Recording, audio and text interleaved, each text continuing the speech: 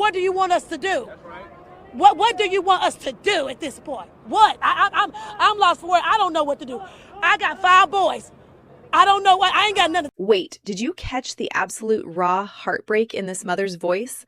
The fallout from this massive Texas murder trial is completely tearing the streets apart. You absolutely need to see how intense this just got.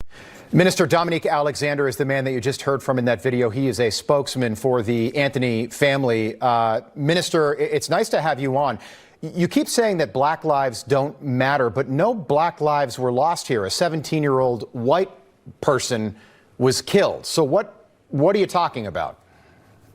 What I'm talking about is 35 years. Carmelo Anthony was sentenced. Look at the sheer tension on that news anchor's face right out of the gate. She completely corners the minister on live television, pointing out the glaring contradiction in the protest narrative. They are marching outside chanting that black lives don't matter, but she immediately hits him with the raw facts. A 17-year-old white teenager was the one who actually lost his life in this tragedy. Notice how the entire framing of the debate completely short-circuits for a second? The media usually walks on eggshells around these highly charged racial protests, but she just completely drops the hammer of objective reality. It is an absolute masterclass in holding a spokesperson accountable to the strict facts of the actual court case. When an activist completely ignores the actual victim to push a broader political talking point, it completely alienates the public. The absolute refusal to acknowledge the teenager who took a knife to the heart just exposes how deeply tribal this entire situation has become. It's a completely sobering moment that forces everyone to pause and look at the actual forensic reality. It's the 35 years. Yet at the end of the day, Black America repeatedly is told that self-defense is a part of the law. That a knife under 5 inches is legal in the state of Texas. That stand your ground is legal here in the state of Texas. But when a Black person try to use those same basic rights and laws, then we're not afforded those things. We're doing those things unjustifiably. Listen closely to the minister's immediate pivot right here. He totally ignores the anchor's question about the victim and immediately jumps into the legal disparities of the 35-year sentence. He is aggressively pushing the narrative that self-defense laws in Texas only protect certain demographics. Notice his body language? He's incredibly rigid and leaning into the camera. He is essentially claiming that if a white person brought a knife to a high school track meet and used it after getting shoved, they would have walked out of the courtroom a free man. That is a massive, highly inflammatory accusation to throw around on national television. The reality of the Texas law is that lethal force simply cannot be the immediate response to a basic physical push.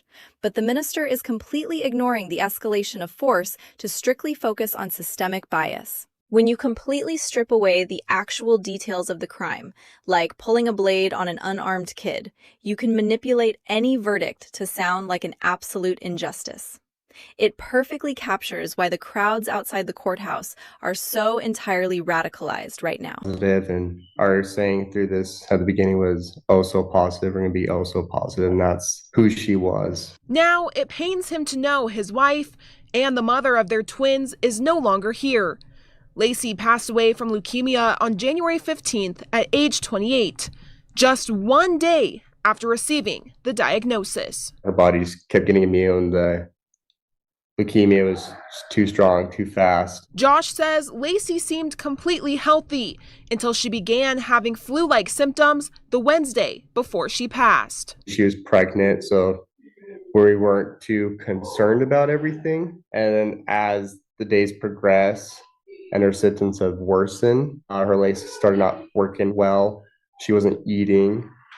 So we took her to Insecure and they're like, all right, you have strep throat. And then the next day we took her to the ER, and that's when we found out that she had leukemia. Josh says they were trying to be positive in the hours post-diagnosis, even after the news became even more devastating. They did an ultrasound, and they think that she started miscarrying because of the leukemia. So they didn't find a heartbeat. And although she can't be by his side, he'll wear her wedding ring around his neck as a memory of their life together. I'll never move on. I can just move forward, and I just want that peace of her with. Did you catch the absolute heartbreak in this timeline? We are completely shifting gears from the courtroom drama to a medical nightmare that is terrifyingly common right now. Pay close attention to what this husband is saying. They went from thinking his 28-year-old pregnant wife just had a standard flu or strep throat to being rushed into the ER to a devastating leukemia diagnosis.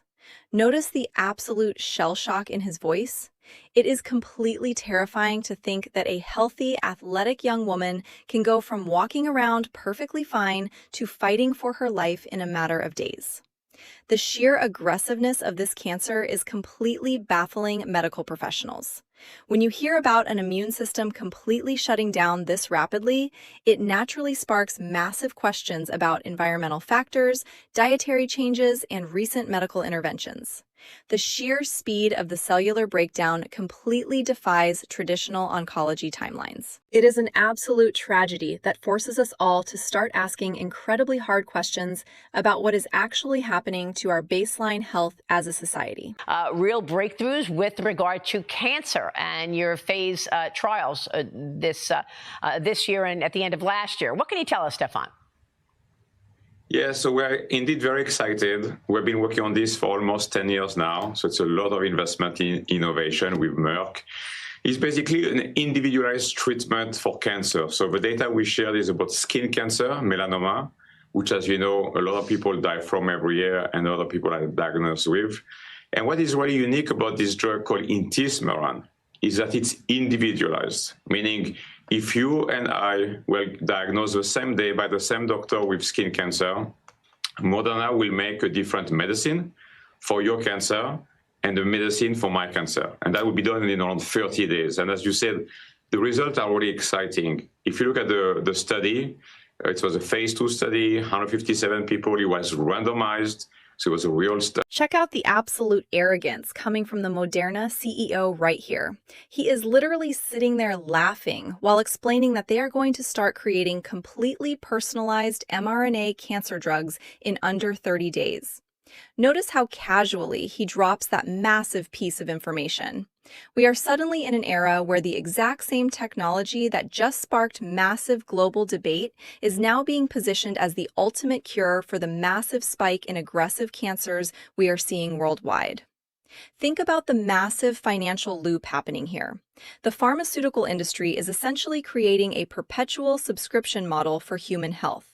Instead of looking into why these turbo cancers are suddenly exploding across perfectly healthy demographics, the immediate solution is to rush a completely new, incredibly expensive, individualized injection. The absolute confidence on his face tells you everything you need to know about where the medical industry is heading.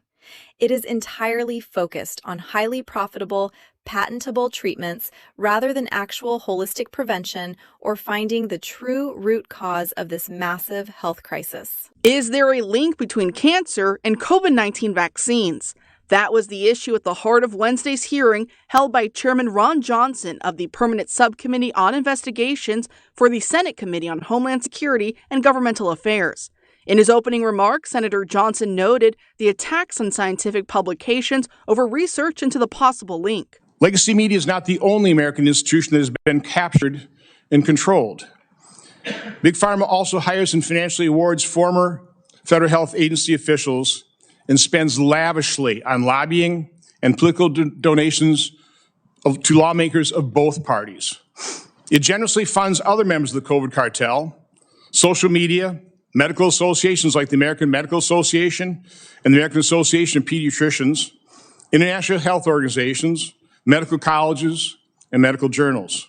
But the committee's ranking member, Democrat Senator Richard Blumenthal, made it clear his objections to the hearing's premise. As just one example of the overwhelming evidence of the safety of these vaccines, I would like to submit for the record a study from the Journal of the American Medical Association involving nearly 30 million people and finding that 4 years after vaccination, people who received an mRNA COVID-19 vaccine were less likely to die from cancer than those who were not vaccinated. However, Blumenthal was contradicted by cancer doctors called in as expert witnesses who cited numerous other studies and gave personal anecdotes. Listen very carefully to what is being said inside this Senate committee room.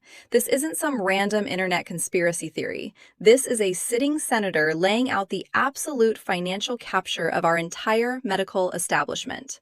Notice how deliberately he lists out the targets. He explicitly calls out Big Pharma for lavishly paying off former health agency officials, controlling the legacy media, and completely capturing the major medical associations. The sheer scale of the corruption he is describing is absolutely staggering. When the very institutions designed to protect public health are heavily bankrolled by the companies selling the actual treatments, the entire system completely breaks down. You simply cannot expect objective, rigorous scientific pushback when the journals and the lawmakers are swimming in pharmaceutical lobbying cash. It completely validates the massive wave of skepticism sweeping across the country right now. People aren't crazy for asking questions. They are just finally waking up to the regulatory agencies are operating as absolute PR firms for billion-dollar drug companies. Black lives not mattering. But what this process did is shown that black lives do not matter in Collin County. This trial showed that it put emotions over the law.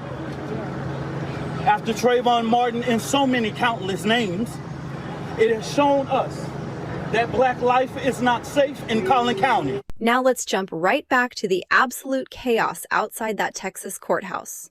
Watch the aggressive framing this protester is using into the microphone. He is literally claiming that a 35-year sentence for stabbing an unarmed high schooler in the chest proves that black lives aren't safe in the county. Pay attention to how he completely equates this specific localized murder trial to massive national incidents like Trayvon Martin. This is a classic psychological escalation tactic. By grouping a completely unjustified track meet stabbing into a larger historical narrative, they are desperately trying to spark a national outrage machine. Notice the crowd completely eating it up behind him? They are entirely ignoring the forensic evidence of the blade and the specific witness testimonies. When you operate purely on absolute tribalism, the facts of the actual crime completely cease to matter. It is a terrifying display of how quickly a local tragedy can be completely hijacked and weaponized to divide an entire community and incite mass racial hostility. Black women, especially Black women who have Black male children, live in fear and agony every single day. A fear and agony that I promise you, the Metcalfs probably never spent a day living that way. And we're going to have just some real conversations about race in this country. Look at the heavy emotional manipulation being deployed right here. The minister looks directly into the camera and confidently claims that the victim's family will never understand the daily fear and agony of raising a Black child in America. Think about the sheer audacity of that statement. The Metcalf family literally just had to bury their 17-year-old son after he was violently stabbed to death in the middle of a high school sporting event. They are currently living in the ultimate, most absolute agony a parent can possibly experience. Yet, the minister completely dismisses their very real, current tragedy to push a theoretical, generalized fear. Notice how this tactic is entirely designed to invalidate the actual victim. It's a completely toxic way to approach public discourse. When you convince an entire demographic that they are inherently hunted, you foster an environment of constant paranoia and hyper-defensiveness. It completely removes all personal accountability and ensures that absolutely no healing or communal bridge building can ever actually take place. Are we witnessing a complete collapse of accountability in real time? Drop your thoughts below, hit subscribe, and I'll catch you in the next breakdown.